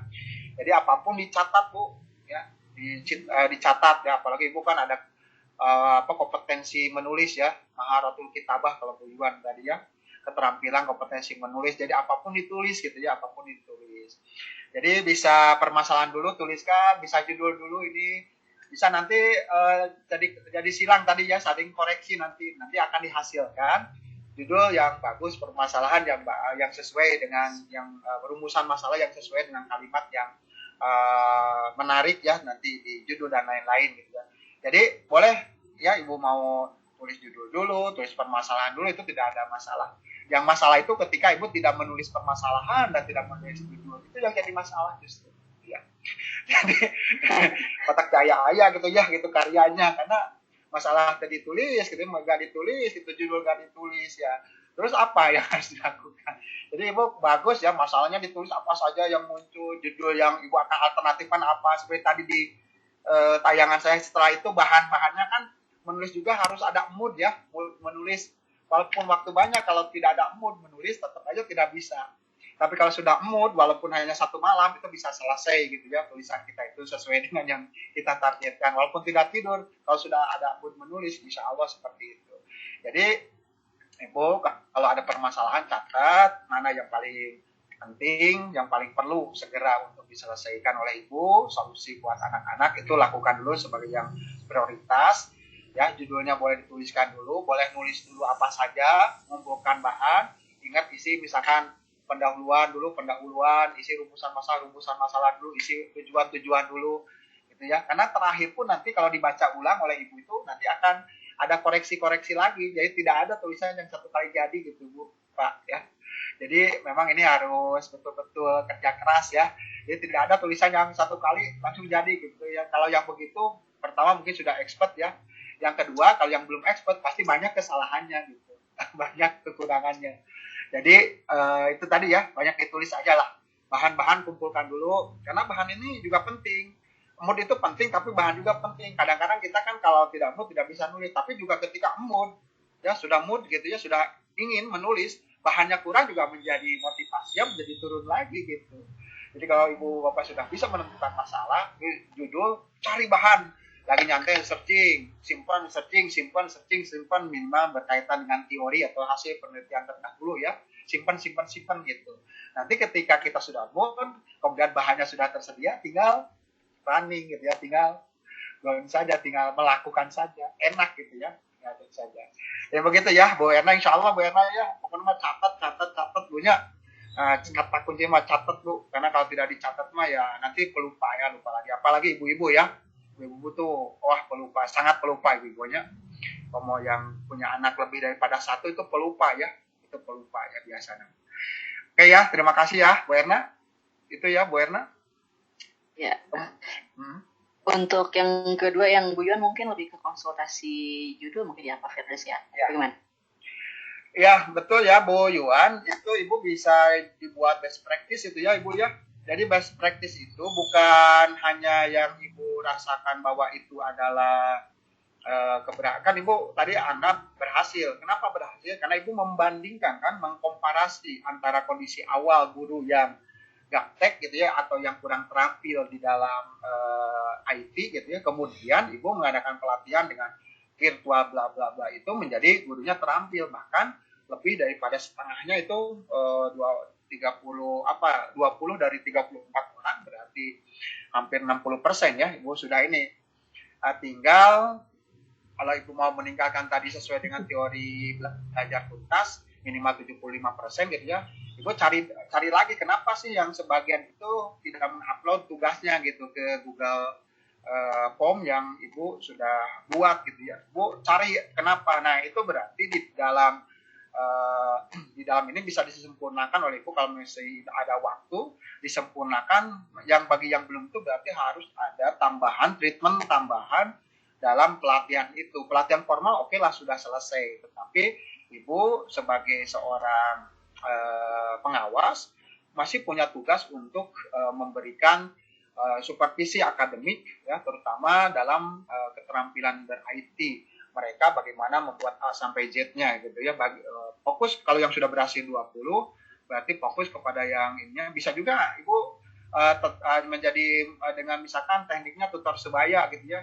Ibu berikan kepada yang sudah berhasil, mendampingi kepada yang belum berhasil. Ibu tinggal monitoring saja kan, bisa juga seperti itu tekniknya gitu ya kepada guru itu. Apalagi gurunya yang belum itu dalam satu sekolah ada di satu madrasahnya, ada yang sudah. Bisa sistemnya adalah tutor sebaya atau biasanya kita sebut dengan teman sejawat ya, belajar dengan teman sejawat ya. Bukan teman sejerawat ya, Bapak ya, teman sejawat. Itu bisa seperti itu ya. Jadi Ibu sangat bagus sekali gitu ya diseminasi Ibu. Jadi bisa program kegiatannya adalah sebetulnya lebih pada super akademik karena harus biasanya melalui diseminasi gitu. Jadi Ibu mulai dari permasalahannya kan jelas, guru di Ibu itu adalah IT-nya kurang bisa memanfaatkan IT yang ada. Maka secara idealnya sebetulnya seharusnya guru itu kan bisa memanfaatkan IT. Maka judulnya bisa seperti tadi Ibu ya, peningkatan kemampuan guru dalam IT gitu kan, melalui pelatihan virtual atau melalui diseminasi hasil pelatihan dan seterusnya lah bisa dirumuskan. Nanti lebih ini lagi ya Bu ya, nanti lebih datanya ke saya lebih ini lagi. Itu bisa dijadikan best practice Bu.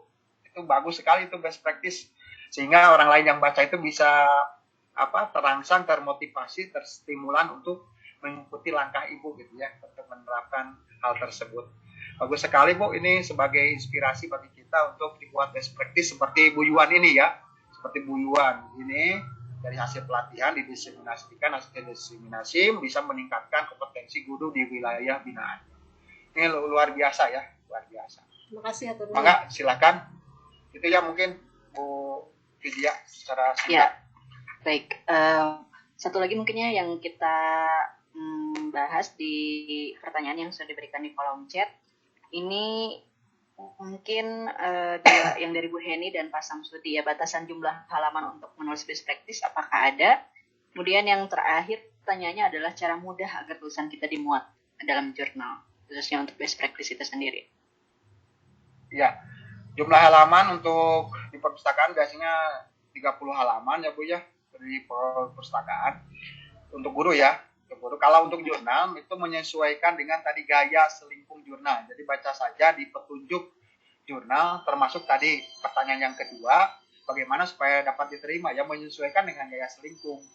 Gaya selingkung itu style dari jurnal tersebut kan, misalkan dari daftar isinya, dari outline-nya apa saja yang harus ada, pendahuluan itu apa saja, kemudian dari abstrak itu harus ada apa saja, jenis hurufnya menyesuaikan, kemudian aja segalanya menyesuaikan dengan aturan daripada gaya selingkuh jurnal, ya menyesuaikan aja masukan. Nanti setelah masukan biasanya ada nanti kemudian masuk dulu ke jurnal yang akan Ibu Bapak inginkan ya, misalnya tatar pasundan masuk dulu, register dulu ya sebagai anggota atau sebagai anggota ya, register dulu ya, registrasi dulu sebagai mendaftar dulu. Silakan nanti setelah daftar biasanya ada tentang jurnal itu tentang apa, ruang lingkupnya, skupnya tentang apa dan lain-lain, bagaimana isinya itu harus bagaimana, tulisannya harus tentang apa, sistematikanya apa, jumlah sampai jumlah ini kan misalkan di abstrak itu berapa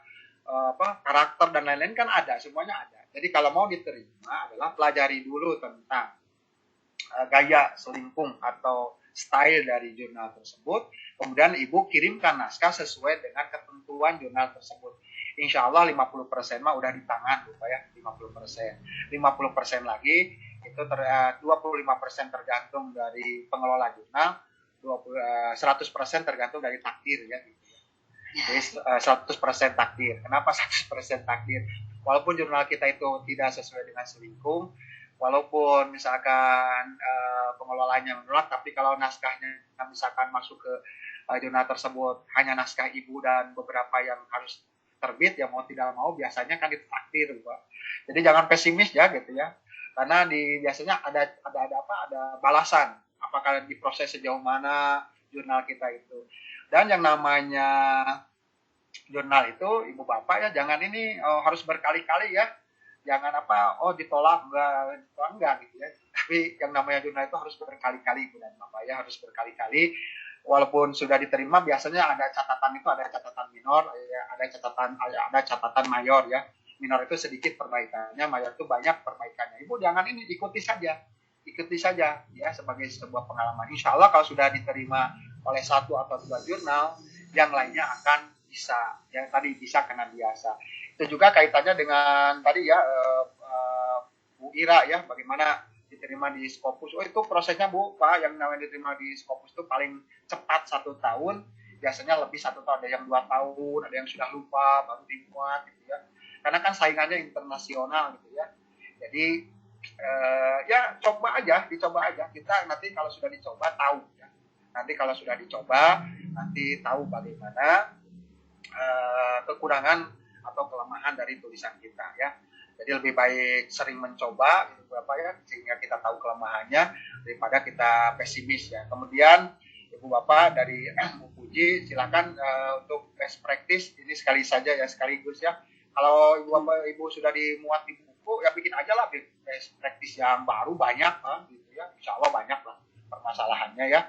Kemudian mangga kalau ada yang mau konsultasi nanti lewat Bu Vidya pembimbingan, silakan lewat Pak Firman, Bu Vidya, silakan seperti apa yang perlu pembimbingan dari Balai Diklat.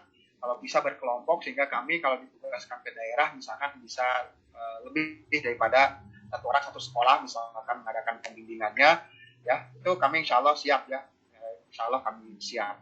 Nanti ke Bu Vidya atau ke Pak Firman saja ya. Itu aja mungkin ya Bu Vidya ya. Ya, sama tahun ya. Ya. Sudah cukup, apa ada yang mau disampaikan lagi? Firdaus? Kayaknya di chat itu udah dibaca itu ya, Bu ya. Sudah ya semuanya ya?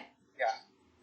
Baik, sepertinya sudah selesai, cukup sesi tanya jawab sekaligus diskusinya. Maka berakhir pula juga webinar kali ini. Sebelum sesi diakhiri, saya sedikit memberikan kesimpulan ya, menyimpulkan hasil webinar kali ini dan beberapa catatan yang saya tulis yang menurut saya cukup menarik juga gitu untuk dibacakan kembali. Itu pertama, tidak mungkin ada praktik terbaik tanpa ada perencanaan terbaik. Yang pertama itu ya Bapak Ibu ya. Yang kedua juga ide dan gagasan Bapak Ibu bisa mendapatkannya dari membaca, mendengar, browsing di website sekarang sudah banyak sekali ya sumber-sumbernya. Kita tinggal punya keterampilan untuk memilih dan menyeleksi sumber yang sesuai ya dengan topik best practice kita. Kemudian juga tupoksi yang sebagai pengawas yang dianggap berhasil itulah yang bisa dijadikan sebagai kajian best practice. Masalah yang baik itu adalah masalah yang urgent atau dalam arti juga harus segera diselesaikan. Ada solusi dalam membantu anak didik kita.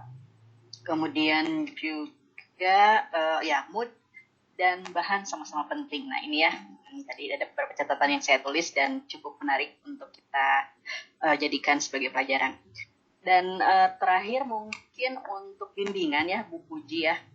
Nanti juga kita kan akan kita sudah memperkenalkan sebetulnya yang produk-produk Innocent itu yang bentuknya sebagai community service kami di PDK Bandung. Nanti kita juga akan mencoba untuk diseminasikan bagaimana cara menggunakan, atau mungkin juga sudah ada yang sudah berhasil kemarin registrasi, kita bisa mulai dari situ untuk bentuk bimbingan best practice. Yang pertama ini sudah pasti kalau misalnya ada yang mau lebih lanjut bimbingan dengan narasumber kita Pak Firdaus, mungkin nanti interaksinya bisa melalui Innocent tersebut. Baik, saya akan berikan juga link tiketnya kepada Bapak Ibu sekali lagi untuk mengisi ya. Untuk mengisi link tiket ini sebagai bukti Bapak Ibu sudah hadir di webinar kali ini. Saya sudah kirim di kolom chat ya linknya.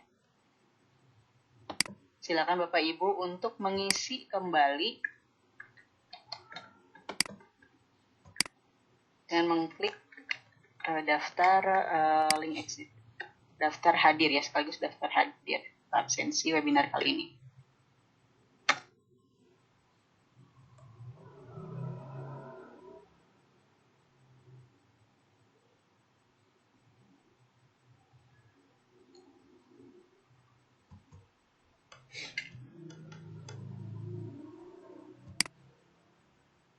Saya kirimkan lagi sekali lagi.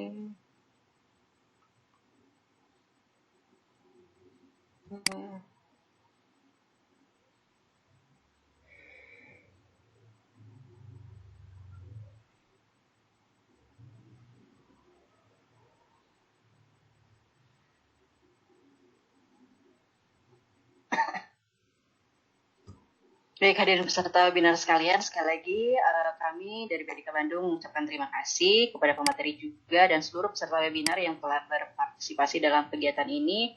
Jangan lupa untuk selalu menjaga kesehatan. Akhir kata saya selaku moderator undur diri. Semoga kita dapat bertemu lagi di webinar lainnya. Terima kasih. Wabillahi taufiq wal hidayah. Assalamualaikum warahmatullahi wabarakatuh. Waalaikumsalam warahmatullahi wabarakatuh. Mangga izin lab sadayana. Ya.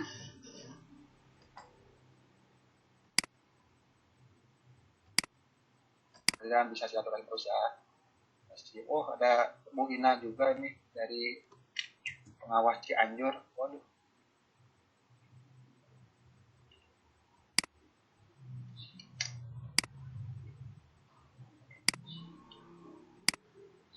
Ya, makasih nuhun Bu Siti Naila, Bu Siani, nuhun Bu Ena, Bu Yuan, sadayana. Makasih ya, mohon maaf ya Bu Puji, Bu Ambar, Pak Castan, Pak Jailani, Pak Yogi, Bu Roro, Bu Neneng, Bu Rita, Pak Sabar, Pak Dedi, Bu Yeti, Bu Jesi, Bu 05, Pak Pepen, Bu Dewi, Bu Heni, Bu Nipa, Bu Fitri, Bu Rista, Pak Tiger, ada Bu Diata, dan lain-lain ya. Dan teman-teman semuanya. Mohon ya, mohon maaf yuk. Izin ya, yuk. Maka Assalamualaikum warahmatullahi Ya, wabarakatuh. terima kasih Pak Firdaus. Waalaikumsalam warahmatullahi wabarakatuh.